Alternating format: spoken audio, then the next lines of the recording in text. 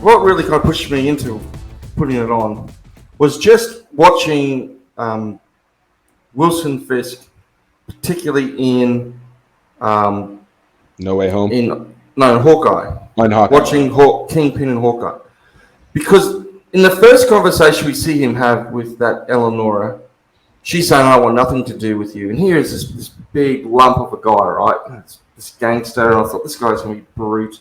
He's gonna be like beat the crap out of everybody, you know. And he says, "I implore you," something like, "I implore you, Eleanor, in the tradition of this holiday season, don't do this." I said, "What gangster invokes the holiday season to keep their criminal enterprise going?" Like, it just struck me as really weird. And as I kept watching the show, he did a lot of things which kind of bemused me. Odd. Mm. Yeah, like he's the way the way he communicates both times with Maya, with a real tenderness and a real emotion, and then when she leaves the room, he gets very angry, and then when he has that confrontation with Kate. Kate again, he's super angry, like he's really irritated. He doesn't kill her, which of course I didn't think was going to happen, but he doesn't even try to kill her. And I just thought, who is this guy? Like, this is a really different type of baddie. He seems sensitive. So, and then of course I saw, you see Matt Murdoch for all of 2 minutes in No Way Home, and you don't glean a lot from him. I thought, okay, if we're going to see these new characters appear in the MCU, sometime down the track, and you said it's good, JP said it's good, then I wanted to check out what this world was, and yeah, from the first episode, it was clearly just a different cut above what I thought it was going to be, like infinitely better. It was gritty, it was nasty, it was very, very character based. It's everything that Zack Snyder thinks that his movies are, but absolutely do not. Oh, that's good. What came to me, the influence came here to me, was at least with some of the plot points, at least with some of the presentation. The world presented to me was a lot like The Dark Knight. Yeah. Where everything matters. Like, everything matters.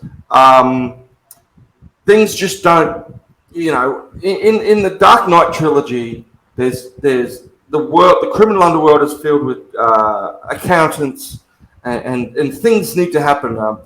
People need to move concrete and trucks and build stuff, and it's all part of the criminal enterprise. And so it is in this one. There's a whole world of different characters, all doing things, from journalists to the girl Josie who runs the bar, and they're all important to the story. They've all got a character characters to them, and you don't see them just get flicked off to the side. You invested in these characters, and they're not stereotypes. And of course, particularly not the big three, right? Which was Matt, Foggy, and redhead, not Deborah. I just looked at her name 3 minutes ago. Whiny. Yeah, like they're very full out, fleshed out characters, and you see them. You think, oh, that's the romantic lead there, and that's going to be him there, and that's you see Kingpin with his. Oh, they don't even call him Kingpin. I'm now halfway through episode. Karen, by the way. So Karen. Yeah. But they've only just started calling him Kingpin, right? Until then, he's Wilson Fisk. Yeah. Which it says a lot, because Fisk. It's Fisk, isn't it? And that says a lot that he is not just a name. He's not, and they don't even call him Daredevil all that often. No. These are characters. The devil of Hell's Kitchen at best. And of course, then Hell's Kitchen, very much like The Dark Knight, is a character itself. The city is a character, just like Gotham. Mind you, not a city. A section of the city. Is a section of Manhattan. I had to look it up. I had to look that up because But it's essentially in the series Yeah, a city. Like, no, you don't talk about much else. And again, as I was saying before, you've got Wilson Fisk, and then he's got his. At the start, you see he's got all these, his baddies. He's got the Russians, and then he's got his the triads, and he's got the Yakuza. And again, you think, oh well, he'll probably kill them all off one by one, and they'll all be just like stereotypes. And then you get to see the backstory of these Russian brothers, quite in depth. Like it's quite powerful, and you realise, no, we're not just going to float over this stuff. yeah, we're going to go deep into this, and we're going to understand how each of the significance of what these characters are all doing and why they do it. And so you know why these things rotate around, which is, like you said, something that I love when it comes to the storytelling. Villains are not villains because they're villains. There's a reason. People work together for a reason, so that whenever they're not, there's a reason why they're not backstabbing each other immediately upon sight, because there's a reason behind it.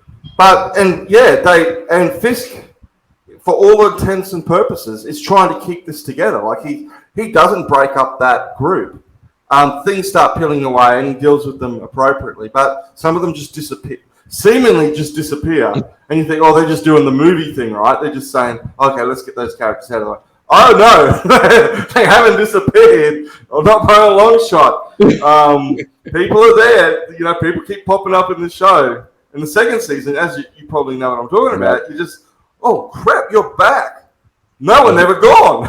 Talking about like Madam Gawa or whatever. Yeah, all those guys, and they're back, and sometimes they're worse than when they were started, and they've got another agenda that Fisk didn't even know about. Yeah, But getting back to Fisk himself, that story right there, like the Fisk story. I told you this before, and I think I said it in the last podcast, and I'll consistently say it. Like, that was the greatest development of a villain story that you could ask for, because at no point did you ever feel like, for me, at no point did I ever feel like, nah, man, I don't think this is it. It was always, man, you probably didn't need to go this far, but at the same time, I get it. Yeah. But he is the only villain that I can recall that you are introduced with a romantic storyline. Yeah. You get to know him, first of all, as a romantic lead when he meets the chick at the art gallery.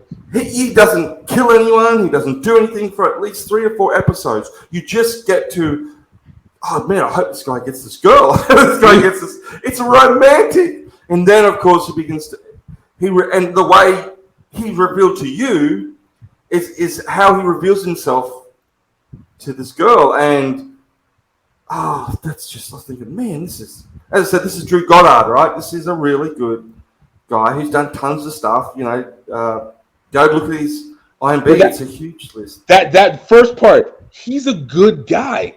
Like, he's well-intentioned. Like, that's the feeling that you get, and that's what I loved about it. Because it was like, dude, this is a guy, he protected his mom from his dad. Get it. He wants to be able to make sure that the people around him are always protected and in a good place. Man, I get that. He would do anything for his people. Wait. His catch cry, his tagline, or whatever you call it, is "It brings me no pleasure."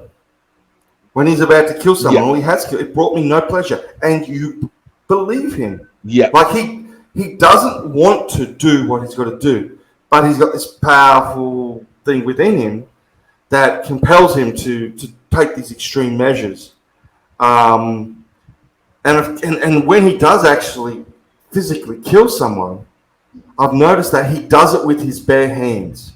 And he does it out of pure emotion and anger and rage. Oh, yeah. Like, he doesn't do it with a gun. He releases everything. Because when you see him talking to somebody or he's confronted with something, you don't know whether he's going to cry because he's like, there's a tenderness to him. I mean, I've never seen... I'm struggling to think of a baddie where I've seen tenderness. You're never going to... That's why I said he is the most rounded villain that I have ever watched on screen from top to bottom, because typically there's always a point, even whenever you get the villains that show some charm, like you always know, okay, this is a facade, but we're gonna see the real person soon. But with Fisk, it's never a facade.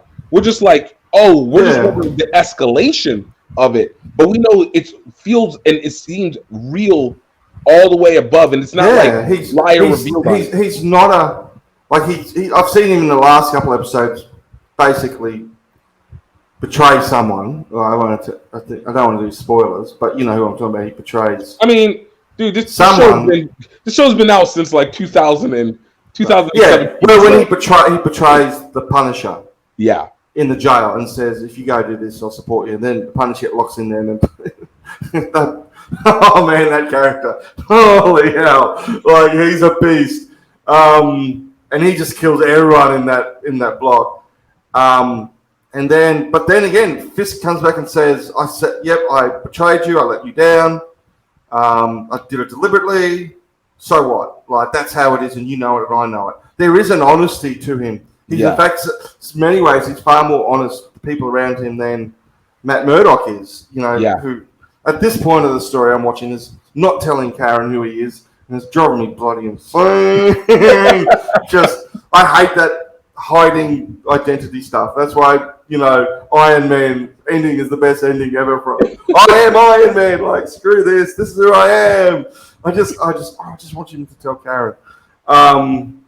And for Karen to come out, but her backstory is fascinating too. What she had to do at the end of season 1, and she's at this point, she's the death of that guy, and she's carrying that with her, and that's like whoa. Let's remind our friends to please click on the subscribe button and hit that notification bell so you know when we have new videos out.